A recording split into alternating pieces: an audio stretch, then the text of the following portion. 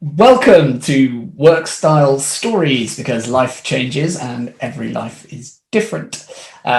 This week, we're talking about working abroad. We're talking about making the leap to self-employment and being accountable for your work and your work style at the same time. Here to talk about that is the wonderful Jossie. Hello, Jossie. Welcome to Workstyle Stories. I'm excited to chat to you, but before we get into your story, could you just tell us very briefly who you are, where you are, and what you do? I'm Jossie Morrison. I'm in Bermuda and I help startups figure out their branding to get started. Wonderful. So you're a marketing person and you're in Bermuda. I mean, how much marketing work is there in Bermuda, or do you find yourself working with clients who are all over the place? There's not loads, and actually I legally can't work for anyone in or affiliated with Bermuda. Oh, right, okay. Due to some boring immigration stuff. Right. So I only work for people overseas, which is quite weird. That's really cool. So why are you in Bermuda? What prompted that? I followed a boy. What better reason? Yeah, it's the only reason I'm here. Oh, that's a pretty wonderful place to be. We'd been together a couple of years in London, and he moved out here for a summer placement, and nearly 6 years later hasn't moved back. So at some point we realised I needed to come over myself. Yes, that's why I'm here. It's been a crazy 5 years or so.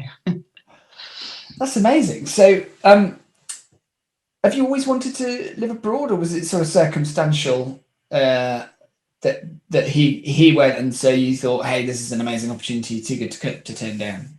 Yeah, totally circumstantial. In fact, I remember in like my early 20s, like having a conversation with my mum saying, because loads of friends were moving and living abroad at that time, saying, I really don't get it. I just have no desire to live and work abroad. So let's talk about your work then. So when you moved to Bermuda, what sort of work were you doing? When I moved, it's quite hard to find a job here unless you have certain skills, because they understandably and quite rightly do everything they can to protect local employment first over expats, because it's a small place and obviously want to make it for people who are from here. And so I moved out here with a job, and I worked for a design agency as their kind of in-house strategist / dog's body for 2.5 years. Yeah. Which was great in terms of the fact that I had a job, which sounds a bit pathetic, but here it's, my husband's in quite a male-dominated industry, and a lot of wags like me move out for their jobs. Right. So for years it's like, oh, well done you work, which is fun. Oh my goodness, quite extraordinary. But so you did that for a bit. How was it? What was it like culturally? Was it at the beginning I found it really hard because it sounds really, I'd never really noticed my Britishness, because I'd always worked with British people. You don't really, I'd never really thought about it. I realized that my humor is in some ways very British, and I'm very British, and people called me very sweet and very formal a lot of the time, which I found really weird. None of my friends would agree with either of those things. So it took a bit of a while. It took time.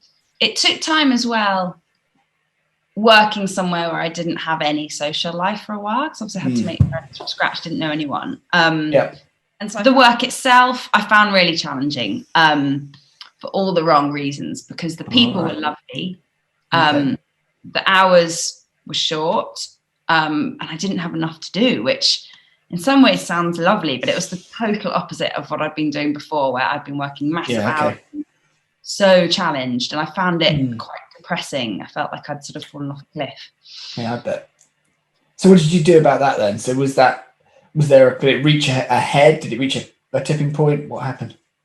So I sort of sat it out for 2.5 years, and like started different bits and stuff within that company whilst I was there, which kept me going, but also saw it for a great framework, because being here without work would have been a really different experience, and I wasn't ready. We weren't ready to have a family or anything at that stage. Yeah. So I felt very purposeless without it, even though it was frustrating. Yeah. And then the tipping point came when, really puts me in a 1950s stereotype, but when we sort of got engaged and then got married, the tipping point was a bit like, and then we really started talking seriously about hoping to have a family. And I just thought, God, is this the job that I want to be doing instead of looking after any future kids? Like, is this the job worth sacrificing time for them? Which obviously I couldn't predict how I'd feel. Yeah. But the answer was just no across all levels. So that was the tipping point, really, starting to plan a family. And my permit was coming up for renewal. And the thought of another 3 years there just felt like a dreadful thought.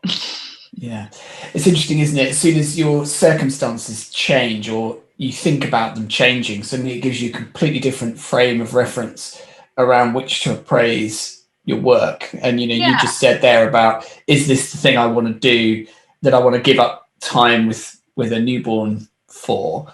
And then suddenly the question is much more I guess much easier to make, a decision that's much easier to make when you put it in that context, rather than, am I broadly happy doing what I'm doing? So that circumstantial change obviously drove a change of perspective for you. So what did you act on that? How did that change things? Well, it was tricky because, exactly like you say, it was so circumstantial, because whilst the job wasn't the dream in terms of challenge, the people were wonderful, and I was so grateful to them. They'd been really good to me for years, but I just didn't have anything of my own. And I sort of turned up for work, left for work, didn't necessarily feel like I'd moved anything forward. So that was kind of my brief for what to do next, in terms of how can I create something that's mine. So what next was, I basically looked into how I could work from here. Would I be able to get work? Funnily enough, getting accepted into Hoxby gave me the confidence to take the plunge. And then went from there, really. And I mean, I'm only in year 2 of doing it. So how's it going? It's good. It's changed a lot. Like, I reckon every 3 to 6 months of the last 2 years, I've radically changed what I'm focusing on, which sometimes I feel makes me quite anxious, and I feel like I'm really flippant. But at the moment, but I think it's also a result of trying something that I have never done before. I've always been in set frameworks with clear bosses and big hoops to jump through. I've never had to create my own hoops. So it's good. It's good. It's hard. It's a big challenge, isn't it? And a big part of working for yourself and setting your own work style, setting those boundaries. And you've obviously, time has passed and you've since had a child, right? So you're now doing some work that you are willing to give up time with that child for. Is that fair to say, or how are you finding it? Is it how you imagined it would be? Is it how I didn't really have an imagination of how it would be, actually, which is maybe a bit naive. I started doing bits and bobs of work when my daughter was 3 months, and that, in honesty, was dreadful. It was far too early. I wasn't ready. We were in lockdown, and I don't know why I did it. But it was really good, because the work I was doing at that time was kind of one-to-one, which I enjoy, but was like bit projects, totally reactive to what came in. And as a result, I found it really hard because I felt totally reactive. And like the weeks that I had work were just crazy busy, and I'd be knackered. And at that point, without any childcare. But it prompted me to make smarter decisions for what's now. And it's now going really well, which is really good, because I've got some structure about when I work versus, it's fine, I'll just do it in her naps in the evenings, which is totally unsustainable. That's absolutely the way, and key to define your work style, really set it, project it and respect it. Jossie, thank you so much. Your story is fascinating. I love the fact that you live and work from Bermuda with clients all over the world, and it's been a real pleasure to chat and to hear more about your story. We've been Workstyle Stories. We'll see you next time. Thanks for tuning in. Bye-bye.